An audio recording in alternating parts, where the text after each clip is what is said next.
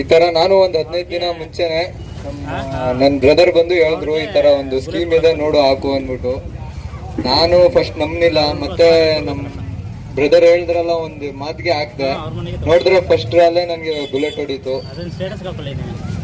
ನಾನು first draw ಅಲ್ಲಿ 1000 ರೂಪಾಯಿ ಹಾಕಿದ್ದೆ, ಇವಾಗ ಒಂದು ಬುಲೆಟ್ ಹೊಡೆದಿದೆ. ಅದೇ ಒಂದು ಖುಷಿ. ನಿಮ್ಗೂ ಮುಂದಕ್ಕೆ ಹೊಡಿಬಹುದು, ನೀವು ಹಾಕ್ಬೋದು. ಒಂದ್ ಒಳ್ಳೆ ಸ್ಕೀಮ್ ಇದೆ, ಆದ್ರೆ ನೋಡಿ ನೀವು.